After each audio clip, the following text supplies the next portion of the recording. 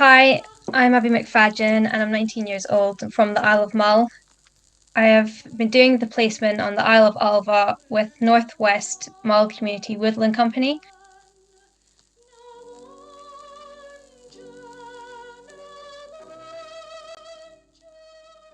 My mentor is Anne Cleve, and since starting the placement in March, I've started to research about some of the settlements on Ulva, including Ardglass or Starvation Point, and have also visited Inverary archives to look at some of the documents from Ulva.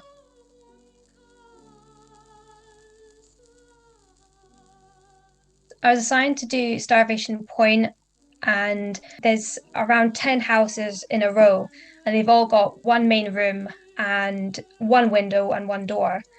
It's called Starvation Point, we think, because it was one of the last places during the clearances that was on the island.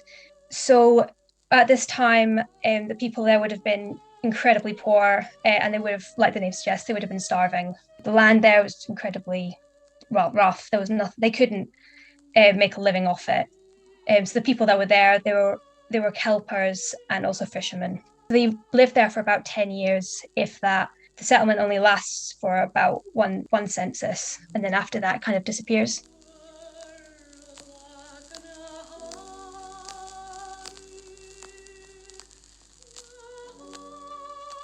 So Anne Cleve is an archivist, and she currently has hold of the books at Alva House. Alva House right now, there's no furniture in it. It's just a shell. It's not got much in it. So we took all of those books out, and that way we could kind of preserve them a bit better. And I've also visited Inverary archives to look at the archives from Alva. I looked at the archives there, which were about the Clarks on Alva. So those were the landlords who were a bit more recent. They bought the estate in the late 18th century.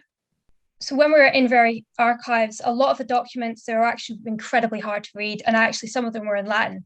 Thankfully, one of the owners of Inverary, who's actually one of the Earl of Argyll's, he transcribed a lot of these in the early 20th century. So one of the skills that I've developed is called paleography. Paleography is where you take an old document and you rewrite it in a way that people today could understand, because a lot of the old writings are considered quite scribbly, even though it's all cursive writing and everything. But a lot of people don't know how to read cursive, and there's also a lot of the documents are in Latin as well, and which are quite hard to try and translate. I think old buildings and historical buildings are incredibly important because they've made history. Without that building there, a lot of the history wouldn't have existed. One of the things that me and Anne Cleve have discussed is about young people and heritage and why it's important. And one of the points we made was that you can't understand present society or the future until you actually go back and look at the past and see how it's developed from there, because there's a lot of things that are happening now and you can link back to the past, so it's all connected, and it's quite incredible how it all does link together. So after this placement, I hope to go on and carry on working at Dunoon Castle as a tour guide. This placement has definitely helped a lot. I've wanted to be more involved with the heritage community on Mull, and I think this placement has definitely helped with that. Before I started this placement, I didn't really know many people who were involved with it. I knew a couple of people, but I didn't know them well enough to kind of just say, can I be part of this community? And it's also helped, I mean, like I said, I've learned how to do paleography with this. We've also done tour guide training, and I think that helped a lot. As someone who struggles with confidence and talking to people, it definitely helped a lot because I learned new skills and how to talk to people about history and how to kind of structure like how you presented the information. So at some point during the summer, me and someone working with called Leslie Davis, we're planning on doing a walking tour. So we'll have a couple of people with us and we'll walk around the island and show them some of the main points. So we'll show them Macquarie's house, talk about the Macquaries themselves. There's also a restored cottage called Sheila's Cottage. So it's done up exactly how it was. I think she left it in the early 20th century. So it's completely stayed the same since then, and they've tried to restore it as much as they can. So we'll talk about there and talk about Starvation Point because I've done some research on it as well. I'm Iona Tytler. I've been doing the Creating Great Visitor Experiences placement at Castle House Museum. Castle House Museum is in Dunoon and it is near the pier. It's on Castle Hill and it's surrounded by gardens and a statue of Highland Mary. It's based in an old villa, and my mentor for the placement has been Andrea, who is the museum's manager, and she's been guiding me through creating the exhibition and helping me develop my skills. I applied for this placement because I just graduated from gender history, and I feel like it would be a really good way to kind of develop my skills in the heritage sector, and I also feel like there is a place in the heritage sector for gender history, and that more should probably be done to try and include these stories in heritage spaces. I would like to see more kind of women's history and queer history and black history and just in different heritage spaces, because I feel like people are more likely to be involved with coming to heritage spaces if they see themselves reflected in it, or they maybe don't feel like there's as much of a barrier if they see their own identities kind of staring back at them. As part of my placement here at Castle House Museum, I got to be involved in creating 2 different exhibitions, and the first one is a display of historical clothing, and I was involved in the research for putting that together, and the other one was on the kind of local suffragette movement, and I got to create 2 display boards for that, and I've got some of the information here from the display boards, and there's a few kind of really interesting facts about it that I'd like to talk about. Because Dunoon, first of all, was the base for the Women's Freedom League here, and they would come over to Dunoon in the summer. The earliest point was 1908, and they would come over to kind of spread the suffrage message in Dunoon and the surrounding coastal towns, as it was a kind of good place that was like a direct link to these places, and also because Dunoon was such a popular kind of holiday destination at this point, they could kind of get the message across to holidaymakers who were maybe here from different parts of England and things like that, or maybe the more kind of industrial places of Scotland. They had their base here. They held meetings in the town's Burgh Hall, and in one of these meetings they had different speakers, and all the women that were in attendance were kind of urged to write to the Prime Minister at the time, Asquith, and ask him to I think the words were call upon the government to do justice to the women of the country. The other exhibition I've been working on at Castle House Museum is one of historical clothing. We've been putting that together, and through this I've learned quite a few new skills, because I got to learn about object handling, because obviously clothing is very delicate, especially when it's very old, and also I got to learn about how to put museum text together, and how much people would like to read, and the best way to get information across in these ways. And we got to put the display together and also put a PowerPoint together of other clothing from the museum archives that can't go out on display. So that was very interesting to get to see what the museum has in the archive. We chose to do 3 different dresses. The first one is a green Victorian dress, which belonged to the grandmother of a local family, and it's an evening dress, and it's a matching kind of skirt and bodice. And we've also put out a 1920s polka dot dress, which probably wouldn't look out of place on a more modern clothing rack, but it has been made out of chiffon and has a kind of drop waist, which was a signature style of the 1920s. And we also have a 1920s wedding dress out on display, which has very kind of intricate beading and a kind of scalloped hemline along the bottom, which were very common for 1920s wedding dresses. And we chose to put these dresses out because of the kind of contrast between a dress from the 1850s and a 1920s dress, and the difference in style that can be seen through them. So for the future, I'm going to stay on as a volunteer at Castle House Museum, because I feel like it's a good way for me to learn more about kind of local history, and also it's just a very welcoming environment. Everyone here has been very lovely and I've just enjoyed my time.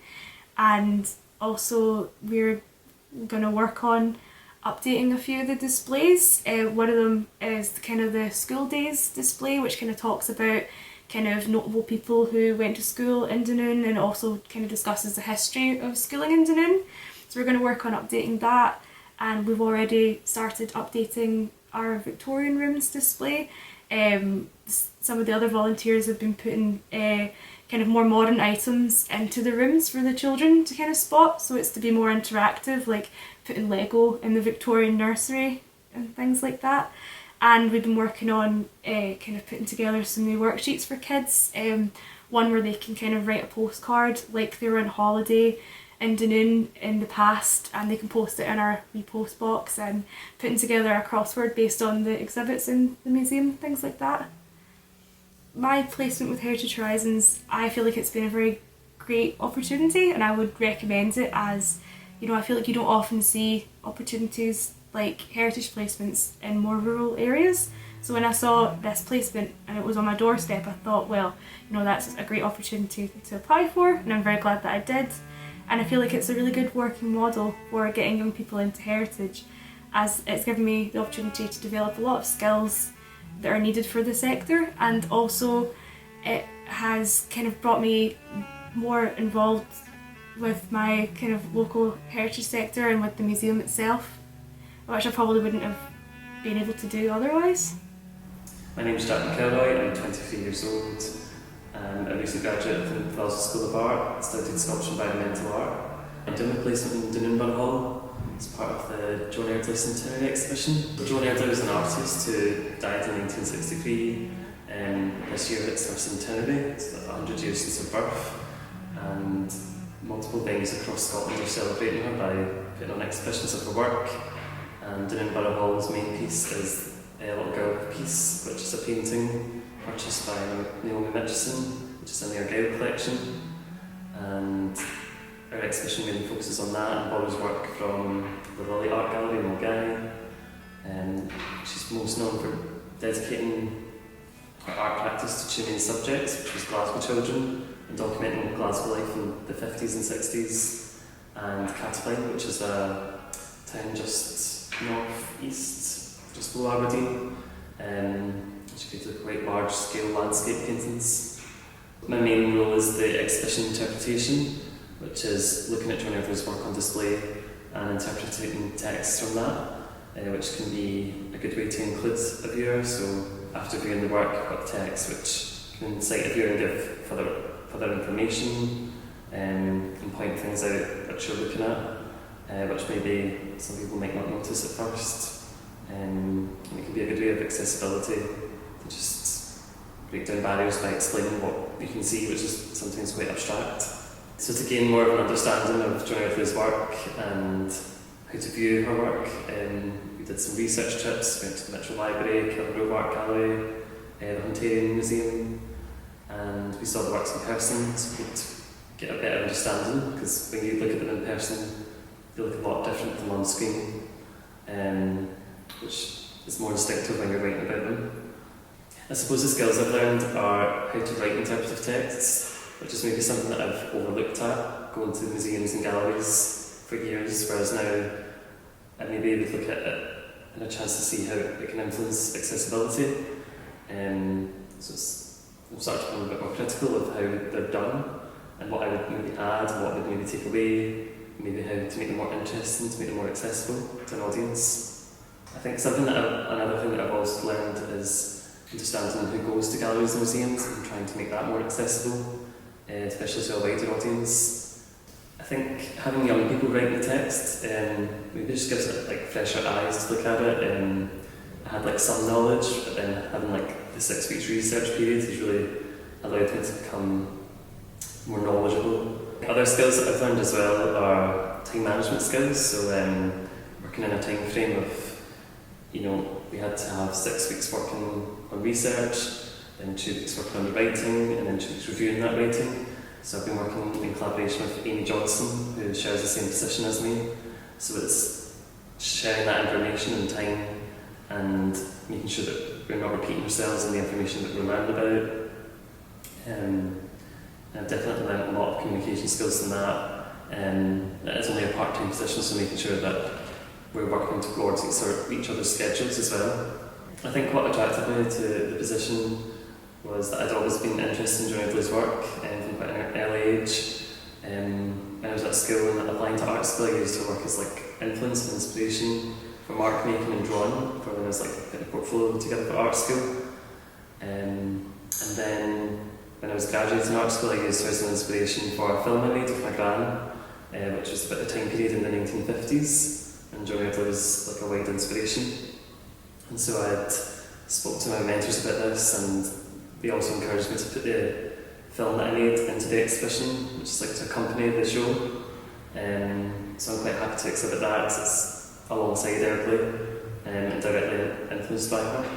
Yeah, during the placement, I had quite a unique opportunity to have lunch with Anne and Pat Sampson, who were frequently painted by Joan Eardley and sat for her portraits. And I got like a real insight. They have like so many memories of Joan Eardley, which really influenced my writing and what I included in interpretive text. So as well as the gallery visits and the archive visits, like that was quite a unique opportunity to sit down and chat with them. And they're also going to be part of the exhibition as an in-conversation with Jan Patience. So we worked together to put that event on, and they're going to sort of do a Q&A, so question and answer about what it was like knowing Joan Eardley and what it was like to sit during her paintings. I think I definitely, doing this placement, I can want to be more involved in heritage. It's like a really interesting thing that it's kind of overlooked almost, but I think it's because you always assume that you need a lot more experience. But in actual fact, it can be a real way of breaking barriers into accessibility and including more people. I think I want a career involving kind of the first sector in the arts, so working with people who are underrepresented, whether that's class or disability or race, to just include a wider audience for the arts and just participation. Hello, my name is Beata and I come from Hungary, but now I live on the Isle of Mull a little bit more than 2 years. I would like to talk about a little bit about my placement. I did my placement for the local museum 50th anniversary, and that is a window display. The museum is in Tobermory on the island, on the main street by the sea.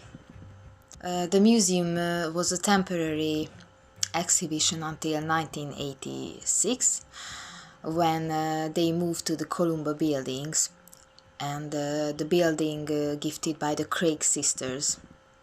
I started the work in last year November, and I finished in this year early February, because 2nd of February is the birthday of the museum. Most of the time I work together with Olive Brown. She's the secretary of the Mull Museum and a very important key person in the museum life since 1986. And she told me many stories about the town, its people and their lives. My placement focused on celebrating 50 years of the Mull Museum, and I had chance to do research in the museum library and the archive, and it was amazing because I have never seen so much old photos or documents of the island past. After I had all the information for the story about key persons and places, dates, I started to do the display. And I let my imagination to fly and followed my feelings. And because the nature and the people connection was always important for me, I wanted to make a display made of natural materials, but all the materials from the island, like sand from the Calgary beach and driftwood. And I just noticed I still have a lot of driftwood behind me, what I didn't use. The base of the display panel are 2 photos. The top photo is an old picture from the main street and the pier and the houses. And the main photo is about the museum building. And I remember one morning, early morning on Sunday, I went out to the pier and took a photo of the Moon Museum. And that was a good time because later always cars park in front of the building, and I needed a photo when the car parks are empty. The museum building was a free church in 1879. Later it became different shops, bakery, a butchery shop, and above the shop there were some accommodation, and that was Jessie Craig home. Today the library and the archive of the museum. The other sister, Daisy Craig, had a treasure shop next to the museum, but today the museum. Then it was a butchery shop. So these sisters, the Craig sisters, gifted the building to the exhibition, so it became a temporary museum. This is an interesting story, and I really enjoy to investigate more and more details from it. I always have many ideas, every day a lot of new ideas, and the Heritage Horizon placements are very good chance to young people to make their imagination and dreams come true. In the future, my goal is to make people will have questions and follow their hearts and feelings. That is always a good leader, I think. And I believe in every single person on this earth has an own message for others, especially for the next generation. And this message can come through history and heritage. I think, of course, I learned how to use the archive and the library, make a display. But the biggest thing for me to the placement could make me braver, because I'm a very introverted person without any self-confidence. So that is, I applied for this placement in the last minute, just before the deadline, I remember. It was a very big thing for me.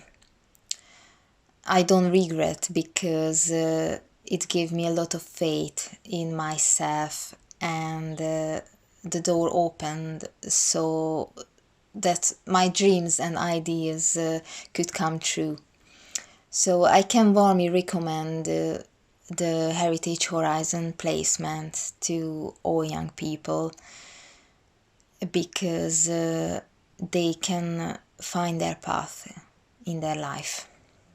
So this is a very, very good thing, and I will do again.